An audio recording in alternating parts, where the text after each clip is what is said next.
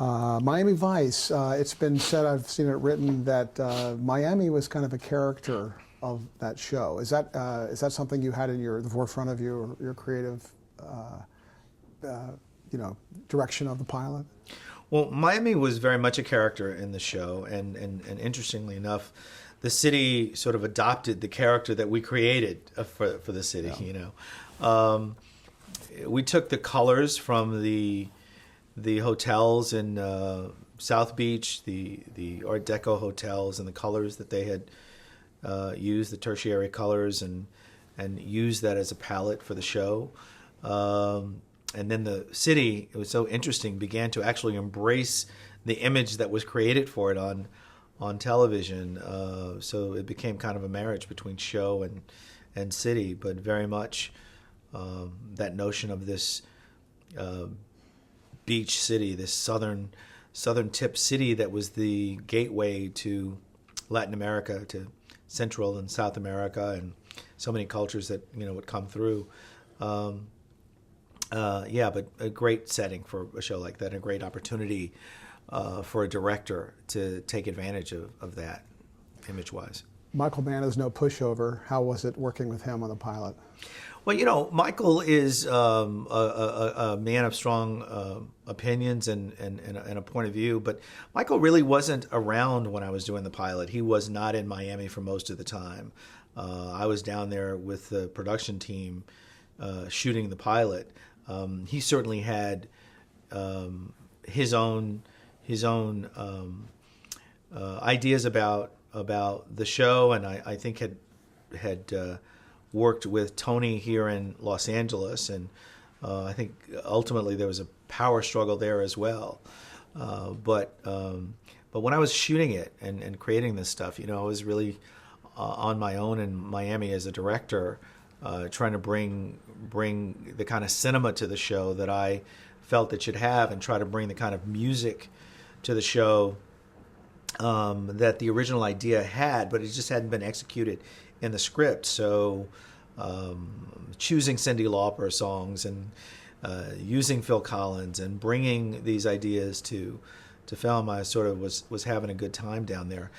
Interestingly enough, though, the network didn't really get it when I was shooting the show. They didn't quite understand what I was doing, and because all they were seeing were dailies, and they didn't really know how the film was going to go together. They didn't know the music that was going to be added to it. So there was a lot of tension and anxiety until the show was finished and they saw it, and they were like, "My God, it looks like a movie. It's amazing." So when you were shooting the pilot, had that iconic Jan Hammer theme song been written, or had you heard it? Hadn't. We found Jan Hammer after we did the pilot, and we were listening to musicians and trying to get ideas for what might work for it, and of course he had a very unique sound and a synthesized music that sort of worked in a modern way at the time for the show, and it just turned out to be a theme that really caught on. It really is married to the show, for sure.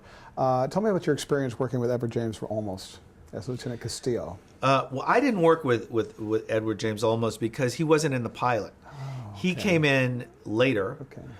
And I think because they wanted to make a change in the character who was playing that role, and he was a great choice. I know him, and so I've been friends with him for a while. But no, I didn't get to work with him. I'm sorry I didn't, because he was a terrific actor.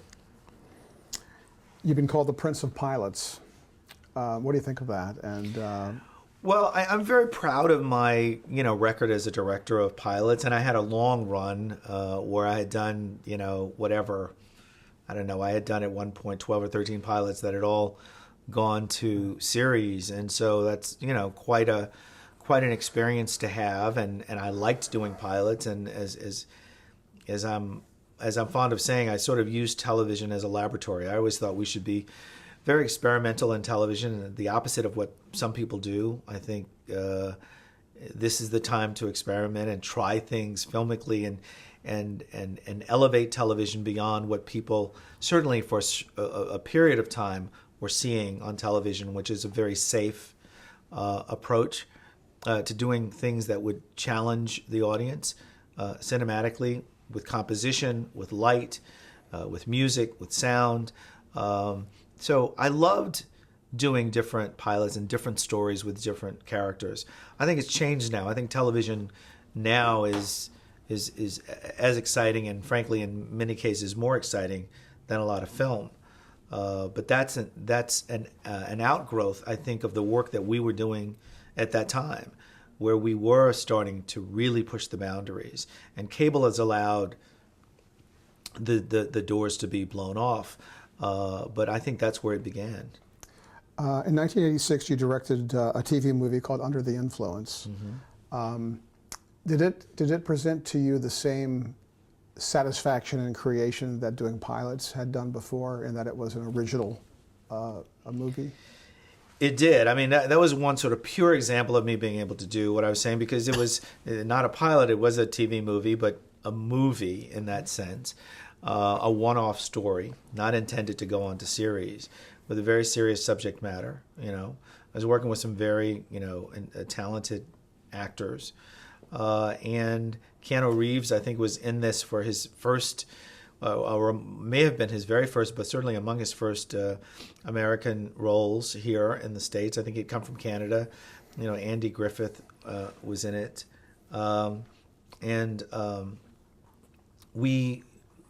just had a great time treating it as a movie. And at that point, I was sort of very interested in tableaus. I'd been influenced by Gordon Willis's work, and so I was experimenting with that in a lot of ways, and had time to rehearse a little bit with the actors beforehand. I'd been influenced by Sidney Lumet and his approach to making films, and was able to try some of those things. So it was and also we were telling the story of adult children of alcoholics, and it was a very important subject matter. So it was a very special film for me. As far as the process, was it similar to a pilot, but just extended in terms of the amount of time you had? Well, it was unlike a pilot in the sense that it was not intended to go beyond that telling of the story. Okay. Those characters were not going to live beyond, that experience with them, in cinema. But the pilots were a great preparation for that, because pilots also began where there was nothing, where there had not been any production design, there had not been any style created, right. There had not been anything created. So I really felt prepared to go and do this, and I was, very, very hungry, and my influences were filmmakers. They were film directors. They weren't other television shows, and so this really gave me a chance to really experiment in that way and try to be as bold as I could in shooting it. Was this TV movie a stepping stone to the later features you did? I think it certainly was a stepping stone for me creatively, for me to be able to exercise a real creative vision and see it through. And I think in some ways for me it was one of the most successful of me sort of thinking about something in a particular way and being able to realize it on the screen. And of course in films, and I think Miami Vice was that way too in some ways, because I had very clear ideas about what I wanted to bring to that, and I thought about it as a little film. I didn't think about it as a TV pilot. I thought about it as a film. And I thought, what can I bring to the style of shooting this, and how this story is told that will be like a movie? And my references were film references. They weren't television. And I think that's why that pilot really stepped out. And I think why Under the Influence as a movie, certainly for me, realized its goal in a very different way, as a cinematic experience, where the composition was really what I planned to do and I was able to execute, where I had the freedom to do it, where nobody was sort of bothering me about it. Where, even with the music, where I was able to take the music and work with the composer.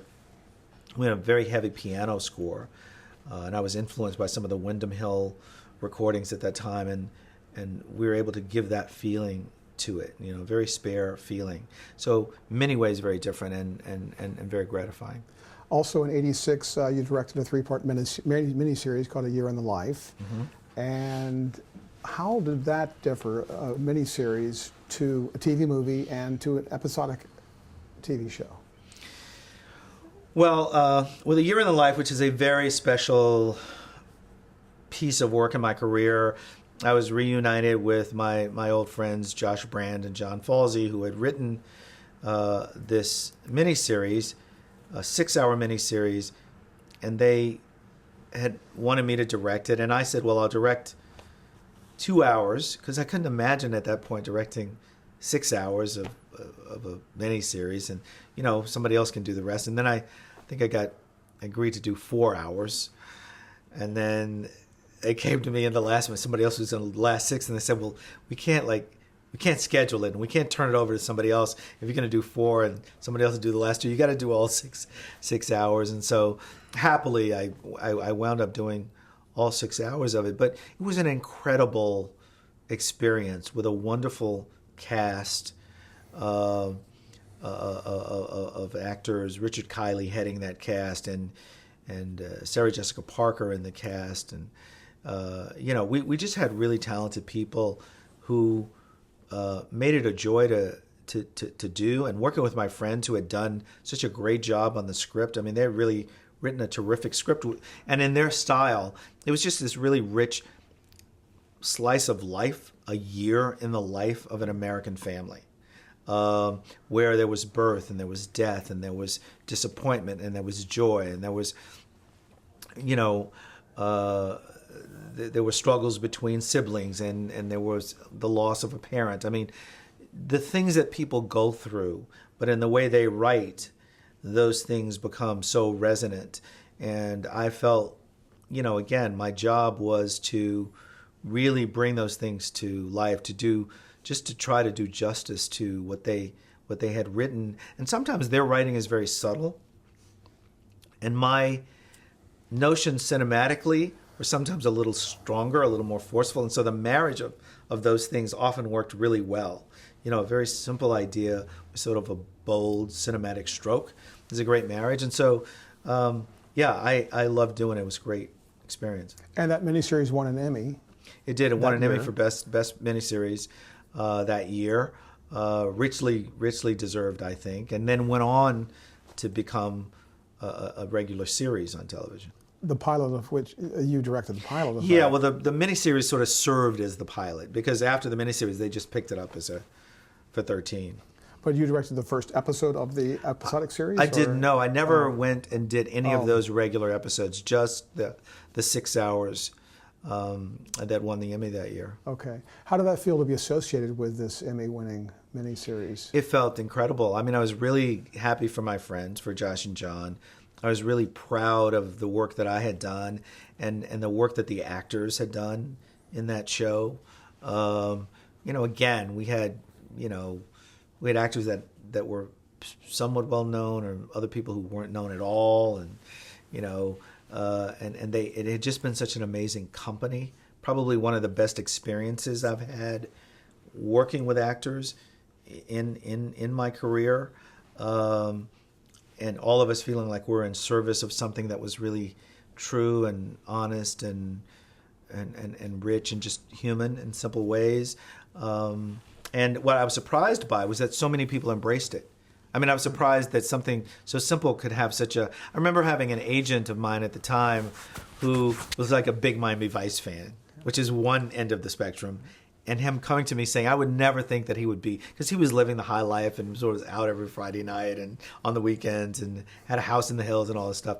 And coming to me saying he thought that miniseries was like so amazing. Like he couldn't stop watching it and so even a guy who was trying to live the so-called Hollywood life was just touched by, I think, the deep honesty of the show. And so, it was a source of tremendous pride. You directed the pilot for Midnight Caller, but also you were supervising producer, so you're adding on roles to your... Yes, I began now to produce as well as direct. I wanted to have more control and be more involved, more deeply involved than just directing, which is obviously quite a serious involvement and creatively.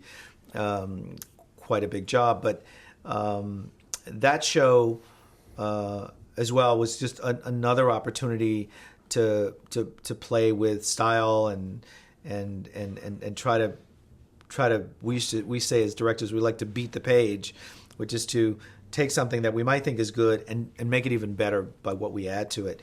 And that happened during the middle of a writer's strike.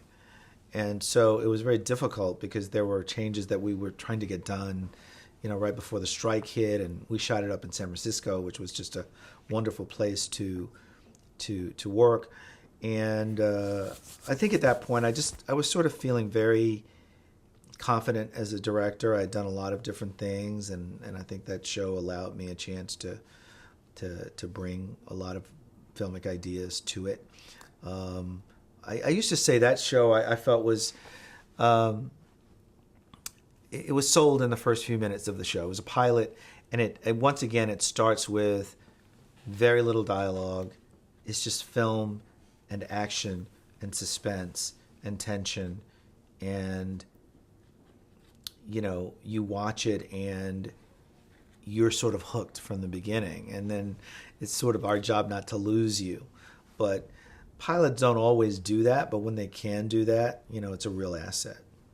Did being a producer on that show have a positive impact on your role as a director?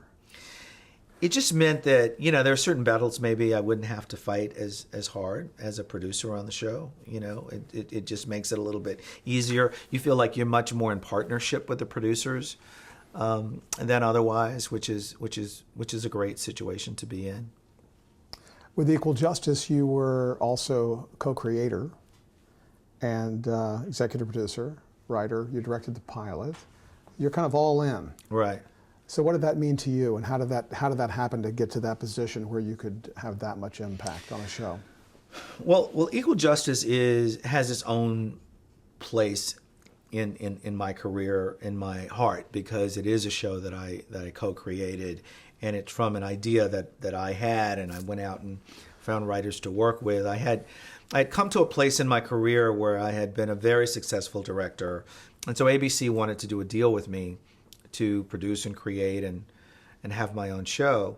And I had been interested in the law for a while, but I had read the book Presumed Innocent, which really piqued my interest, really in the law as it's really practiced. And I had a friend who was in the DA's office in Houston, and she was a young assistant district attorney, and I remember going down there and talking to her and meeting some of the people who were working with her, meeting her boss, and seeing what that world was like firsthand.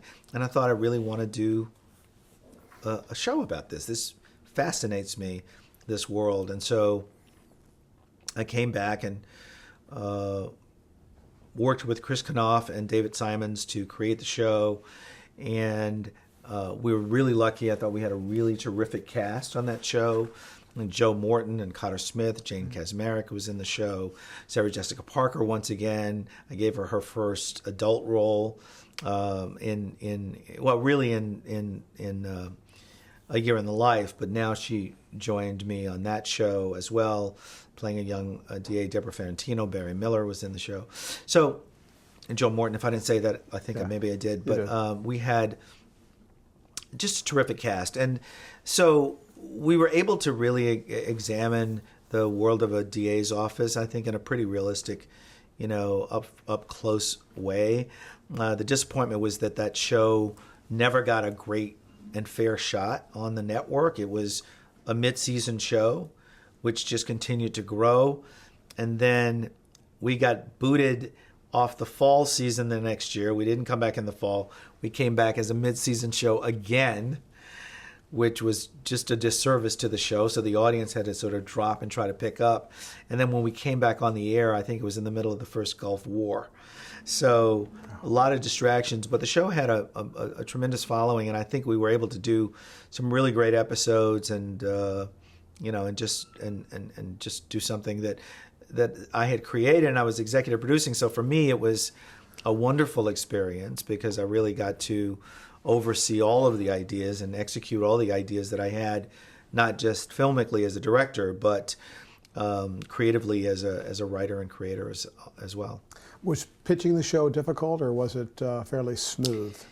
It was difficult, yes, in that I think what the network wanted and expected me to do is something that was a little bit hipper, in the sense that I had another idea at the time, which was I am a big Bruce Springsteen fan, and I had this idea of doing a show that followed, a band sort of based in my mind on what it must have been like for Bruce and his band touring before they became famous, before he sort of hit. And so that show was going to involve music, and it was going to be kind of a Route 66 with a band. And I think they were much more interested in me trying something like that, which was going to have music as well.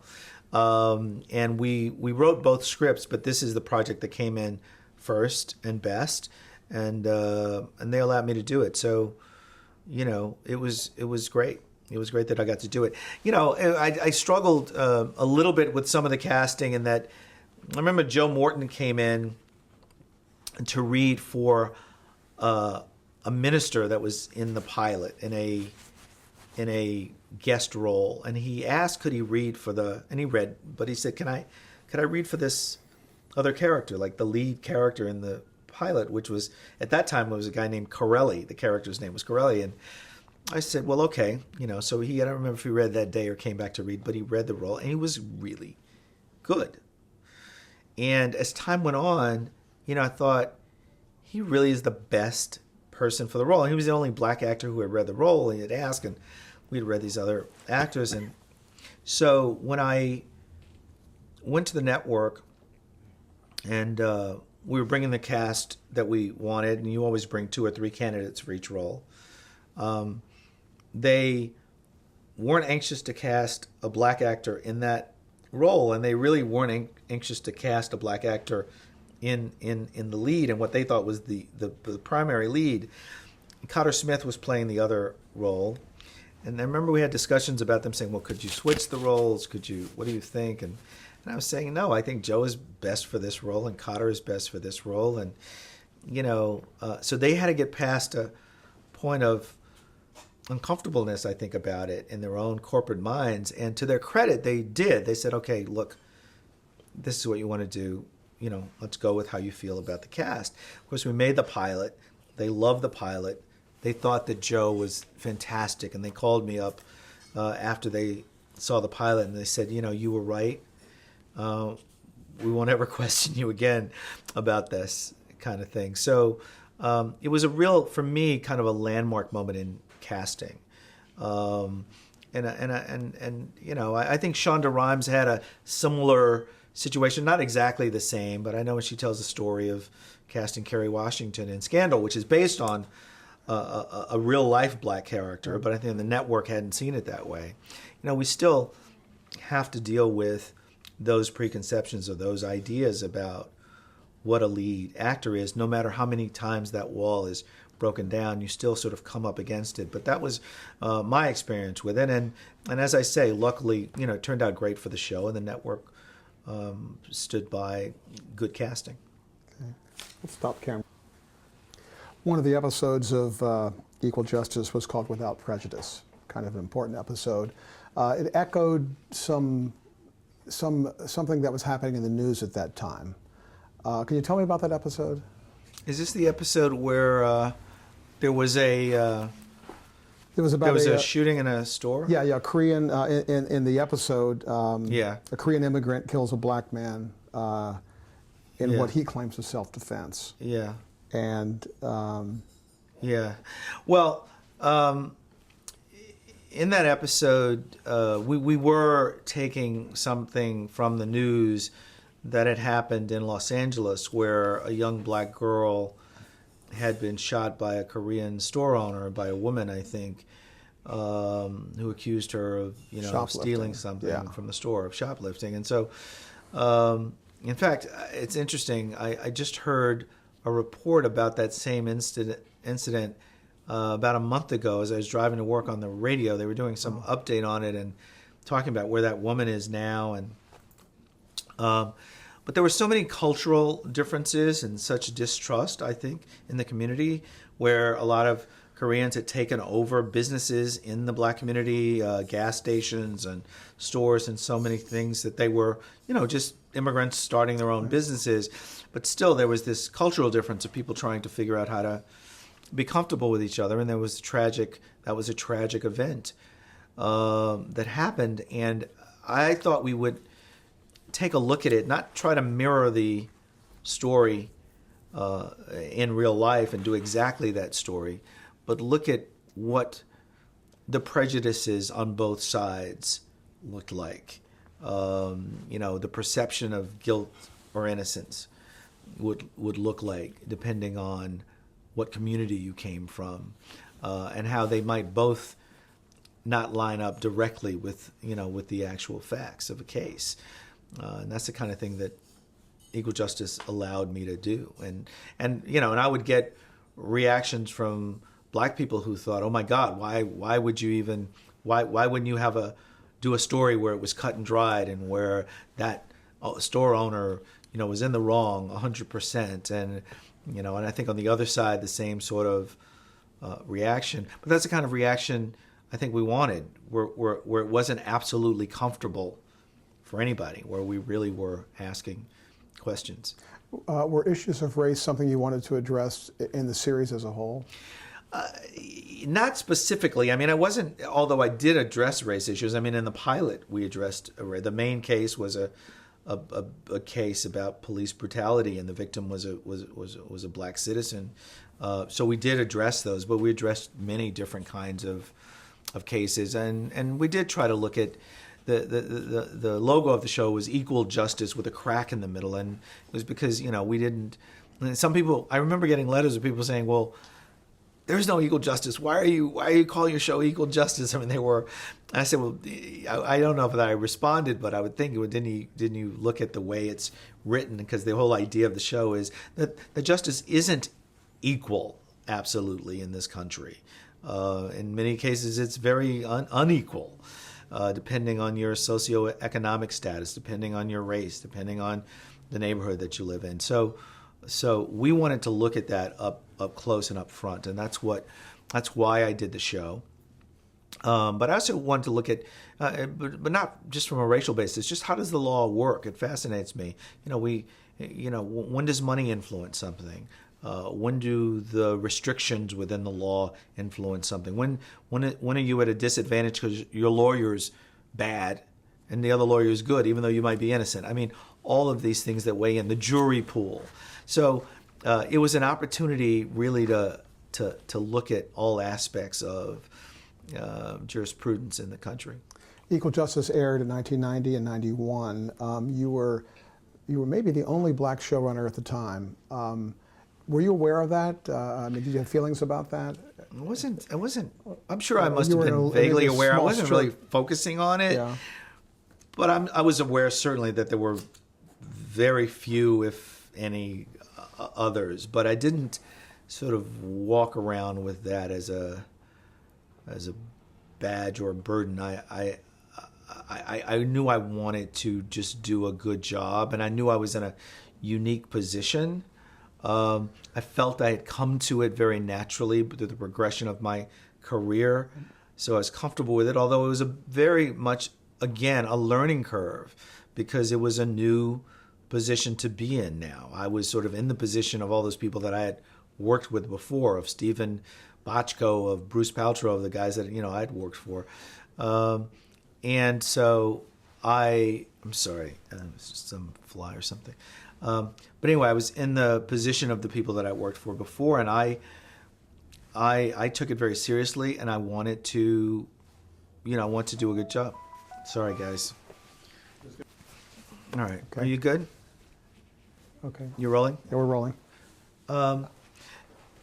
anyway, I took that opportunity as a very serious opportunity to produce shows, and I just wanted to do a good job. I was just disappointed that as the show continued to get better, the thing with shows is that you do a pilot and you do the first few episodes, and many people tell you, it'll take you 5 or 6 episodes to figure out what the show is, even though you've done this pilot. It sort of grows and matures, and you discover things in it. So you sort of get your footing. And I felt as we were doing that, we were cut off at the knees because we weren't given a chance to continue into the fall season. We were held up yet again. And when we came back on, we were still growing. So I felt creatively the show continued to grow and had a pretty strong fan base, but just wasn't programmed in a way to allow it to succeed. Up to this point in your career, had you been a victim of racism at all in your career?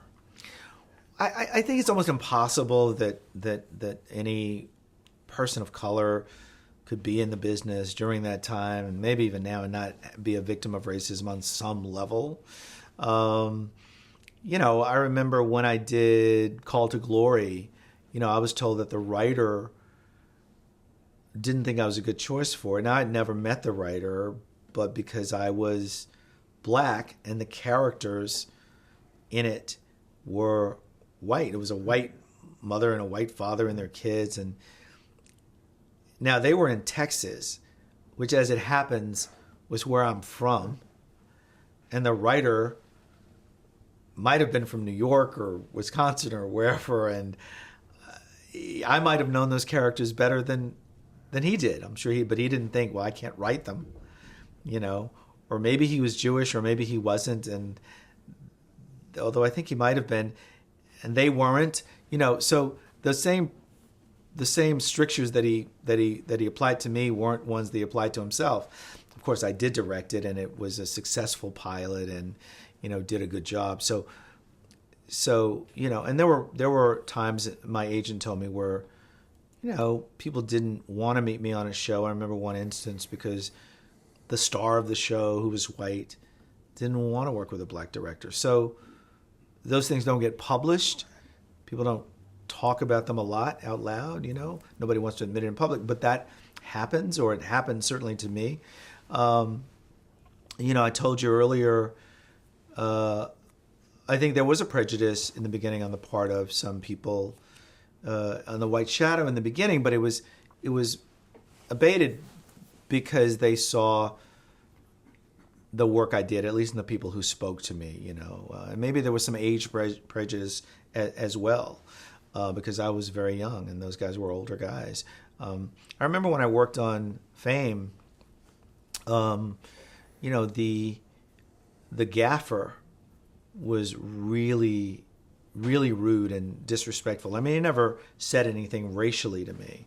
And I don't know if because I was black or because I was so young doing the show. And, I handled it by just trying to be professional and get through it and do my job. Frankly, I would have been much more aggressive in my response to him now. But those things happen, and you try to keep your eye on the work at hand and obviously maintain as much dignity and integrity as you can. So, it does happen, but usually it happens in ways that you sometimes don't even know. As a showrunner, did you try to give opportunities to minorities just because it can be kind of a tough row? I did. I mean, we were very conscious about having a diverse crew. Clearly, I was conscious of it in casting. And we tried to give black writers an opportunity, as well. So, and I try to remain conscious about it. Again, I respect anybody who is willing to work hard and is talented at what they do, but I try to be mindful of diversifying because the same opportunities are not afforded to everybody, and it's naive to think that they are. So I think you have to keep it in mind. So I believe 2 years running, you won Best Emmy for Best Directing for Equal Justice. How did that feel? It felt amazing, I have to say. It felt pretty great because I won those Emmys for a show that I had co-created and that I was executive producing. So it wasn't somebody else's show. It was my show from an idea I had and that I had given birth to from its inception.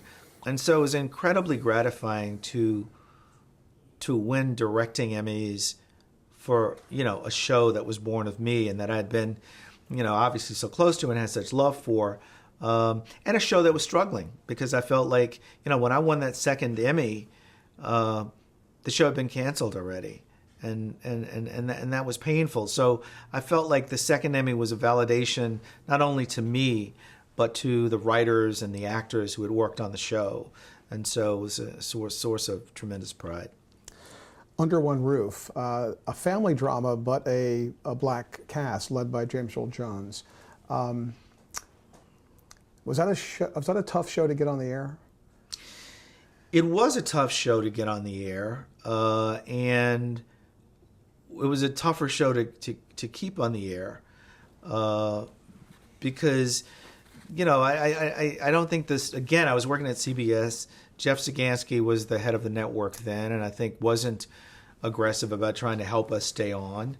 And, I remember when the decisions were being made, we got people to write from Congress, literally everybody. There was such a groundswell of support for that show because it was a black family in a certain vein, and the values of the show were great, and I think the writing on the show was good, and the acting was good, and so, but we couldn't keep the show on. I mean, they got letters from all over, and they still canceled it, and I think it was a real shame that they did.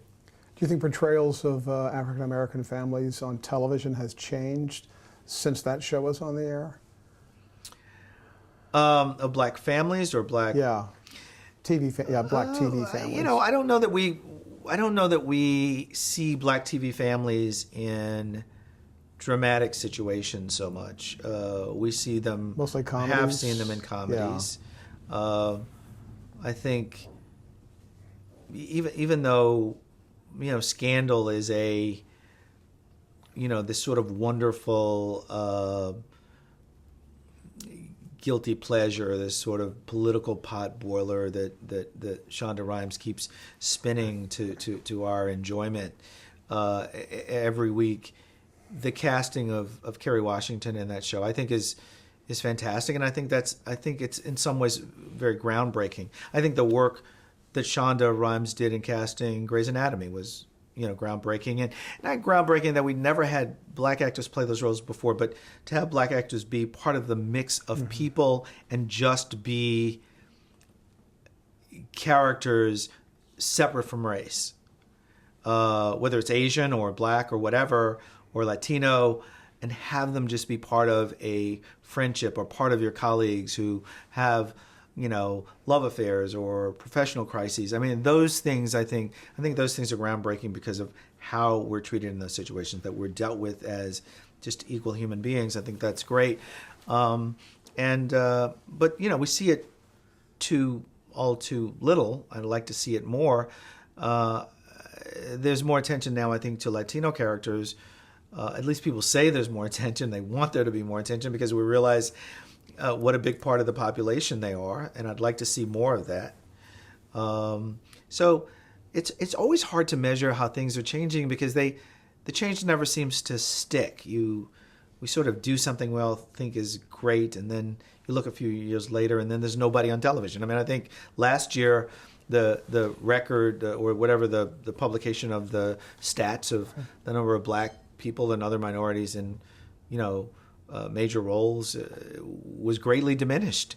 The number of women directors is so much lower than we would imagine, and that the talent demands. And so these are battles that continue, and we have to stay vigilant, and we have to keep being conscious of it. And it's up to creative people, I think, to really make the difference too. I mean, the executive producers, the writers, the people who run the shows, as well as the networks, clearly, to be really mindful and try to stay broad in their thinking. So that battle goes on. Do you think with the, I guess, younger generations coming up that even though I've read the same reports about almost like, just low numbers in terms of the numbers of minorities and women in both in front of and behind the camera, that in stories there tends to be more of a color blindness and a race blindness in terms of relationships between characters. I mean, especially like even romantic relationships. Well, Scandal is, I mean, look, here's the power of a producer. Yeah. You could basically look at Shonda Rhimes and you would say, okay, well, yeah, that's true in Grey's Anatomy. It was true in Private Practice. It's true in Scandal. Right. So they're all coming from one producer who happens to be incredibly talented and prolific and who happens to be African American who is creating change. So that's incredibly dynamic. And it, one, speaks to the power of one individual in power, but at the same time, it's kind of sad because it's all coming from this one person. I'm not saying that there's not other examples, but clearly that's a big piece of whatever examples we could make. So we need other people to be thinking that way. And so I'm happy when we see that.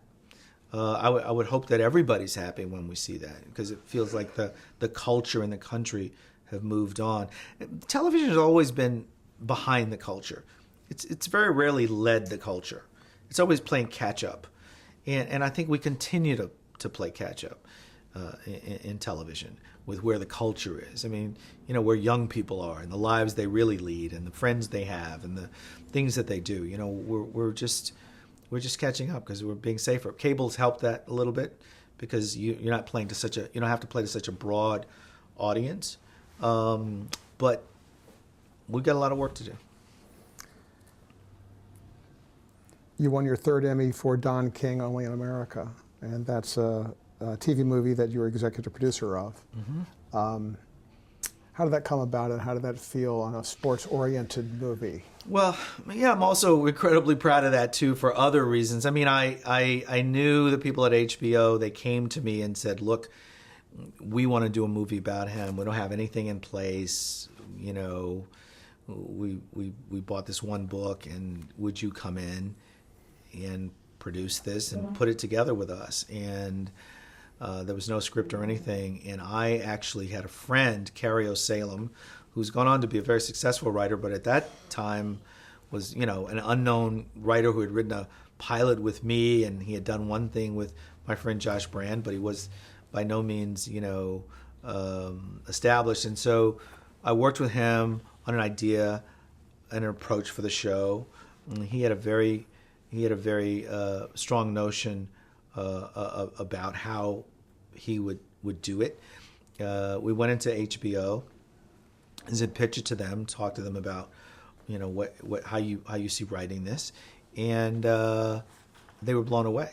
And so he came out and he wrote it. I think he wrote a terrific script with a very strong idea where we were using Don King as what we called Witness King, but as a witness to sort of take us through his story and tell us his story. And we could either flash to what really happened separate from what he said, or we could see that what he was saying was the truth, it was a lie, or whatever. And so he became a really fascinating character. So it was a great chance for my friend and I to work together on a show. And we both won Emmys. Carrie won an Emmy as well for writing, and I for producing. So that was, sort of a really cool world and a different world for me to explore because I had not been part of that world before. And it was interesting to go to Vegas and meet people and be at fights and talk to people. So yeah, that was, and HBO there's no better place to work. Did you see Ving Rhames as Don King from the get-go? No, not really. I think I don't know that we had a definite idea, but we were all very happy about the choice of Ving.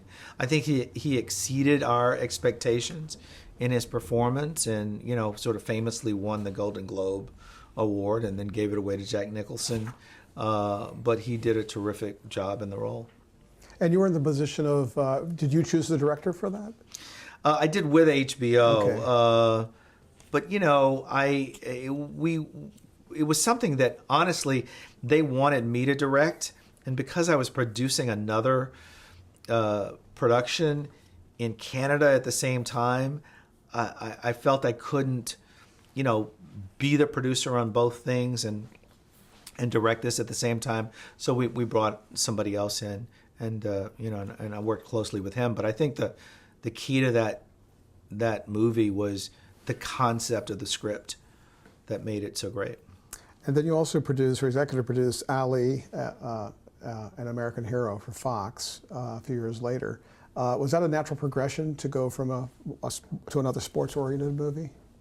They probably asked me to do it because I had done Don King, and I didn't have any particular interest in going to sports area, but obviously Ali is a fascinating character, and I was greatly helped on that production by my friends Ian Sander and Kim Moses, who are producers, and Richard Rothstein, who was working with me at the time, who did the lion's share of the weightlifting on that movie, because I was also involved at that time, I think, in directing something else. I can't remember if I was directing a feature or what, but we did that. Well, you were getting your producing stripes. Obviously, you'd been doing this for a while now, and moving into producing. At this point, were you more interested in producing than directing, or did it just sort of like become an added role for you? I've never been more interested in producing than directing. Directing has always been, what I've been primarily interested in since I started doing it seriously. But like many directors, I want to have more control over my work. I mean, I wanted to be able to create and develop projects that I wanted to do specifically, rather than being a hired hand. And so that was a way to do it. And so I was excited to have a company. I was excited to be producing, and excited to try to find stories that I wanted to tell, or I thought should be told and should be heard. And so it was gratifying on that level, but never in the way that directing is. You and David Morse intersected in your careers again with Hack, and that's a series that you executive produced. What was that role like for you, coming from someone who directed so many pilots and directed so many series, to produce a series like Hack? Well, it wasn't the first show that I had produced, so producing was not new to me anymore. But this is one that I, came into when there was a script. It's not one that I developed from its inception, but I joined on board, and David was really the key to it, because CBS wanted to work with David. We shot it in Philadelphia because he was living there at the time, and he really would do a series, but only if you did it where he was. And so we found a way to go there and do the show, and so he was great, and Andre was great, and they were both. I mean, we had a really good cast on that show, but it was a very unusual show. I was never sorry. Andre Braugher. Right? Andre Braugher, yeah. Right. But David Morse was the key to the show. He was great on the show, and Andre Braugher was terrific on the show, and I loved working with them. But I always thought that was a tough sell as a series. I thought it was very difficult to do on a week-to-week basis. Take this guy who was a cab driver and insert him into dramatic situations, and so I think it was a tough lift, but those guys made it interesting. 2005, your feature Coach Carter came out. Another sports-oriented story. There's a pattern here. Is this just? I thought at one time I was going to be known for sort of dance and music movies and productions. I mean, with the music that I brought to Miami Vice, and then having done Swing Kids as my first feature, and then having done Save the Last Dance.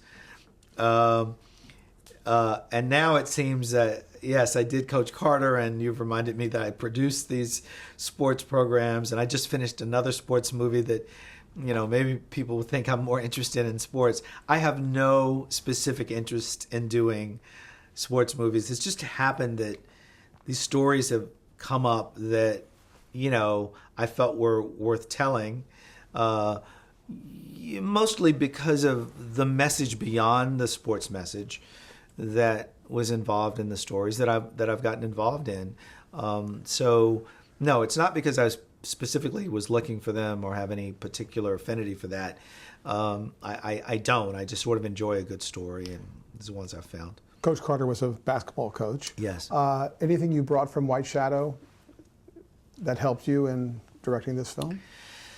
You know, maybe a little bit, but I think really what I've always thought was that I wish when we were doing The White Shadow, and again, I've said I think it was a landmark show, but I wish I knew then what I know now. I mean, I wish I could go back and direct some episodes of The White Shadow with what I know now. I toyed with the idea for a while of trying to do a film sort of based on those characters, which I've never really done, and now done, you know, a basketball movie, and so maybe I won't do it. But I just think the joy of that show was working with the young actors, I worked with actors. I worked with a whole range of actors on that show, from, you know, a veteran actor to young actors who had done a couple of movies to actors who had done almost nothing. And working with those young actors was the joy of it. They were all, you know, they all had such spirit and such life and such sort of basic truth that, you know, I enjoyed working with them, and that's what made it something pleasurable. So tell me, what are you working on now? Right now I'm doing a show called, I'm doing a movie that's called at this point When the Game Stands Tall. I don't know if it'll be released as that or not, but it's the story of Bob Ladouceur, who's the coach of De La Salle High School in Concord, California, Northern California. His assistant coach, Terry Edson. And at one point, they had won 151 games straight. It's the longest winning streak in sports that I know of. And this movie is about who those coaches are, why that team has won so much, what the principles are that they teach these young men, and how they grow those men of character, those young men of character. And so it's a wonderful story that's still going on. In fact, since I've been on this project, I've been to 2 state championship games that they've been in. And so it's a wonderful, wonderful story about that program at De La Salle High School. So we'll see how audiences receive it. How would you describe your directing style?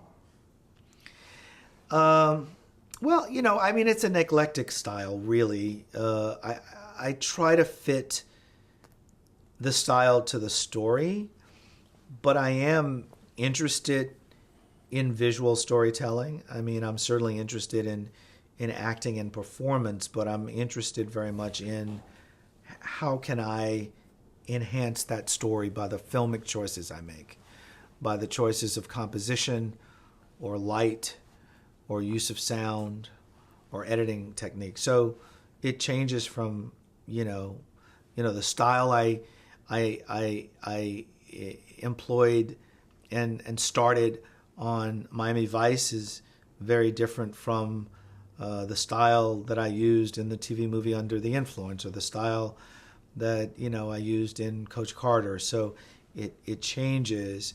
I've never been a genre director. I suppose the people I liked were people who just did, well, I like a lot of different directors, so I shouldn't say that, but I certainly have liked American directors who've done different kinds of things, even though I very much like certain names that do a similar kind of work a lot. I mean, even though I like Steven Spielberg very much, even though I like Martin Scorsese very much, I like Kurosawa very much, but still I'm interested in what's the story and what's the best way to tell it. Does your background as an actor has it helped you become a better director? I think it has. But as I've said, I don't think it's a guarantee. I don't think because you were an actor it makes you a good actor's director. I don't think necessarily because you weren't an actor makes you a bad actor's director. I do think having acting experience is definitely an asset. And I think even if you're a director and you haven't acted, that you should get in a play. You should take acting classes. You should do it so you can feel like what it is. But has it helped you? I think it has helped me because I think I understand what that process is in general, and I understand an actor's truth. But what I've also been struck by is that different actors work differently. Different actors require different things from the director. Which when I was doing Save the Last Dance, which is, at this point probably my favorite movie that I've done, that I felt the most invested in, I had some really good actors, and I loved working with them. And I think some of them thought I was really good, and some of them probably thought I was a pain in the ass. I mean, I think they all loved the movie. But trying to find what works for them, trying to be very specific with those young actors and get them to do what I was seeing, and yet trying not to step on their toes, which I'm sure sometimes I did, even though I know I also helped them to be really good.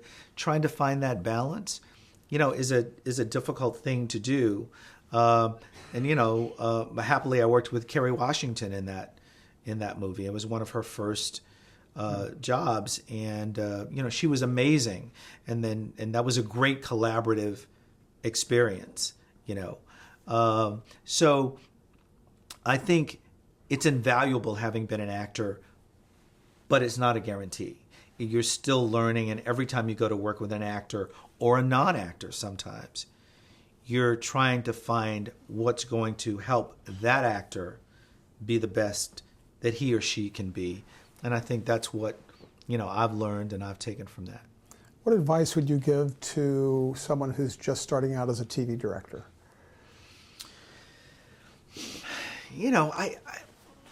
I would probably say, well, don't start out as a TV director. I would say go out and direct some story that's interesting to you. Even if it's a 30-minute short. Like, go tell a story that you think is interesting, whether it's about your grandmother, or it's about the teacher that you know, or it's about the crime that happened down on the corner, or whatever it is.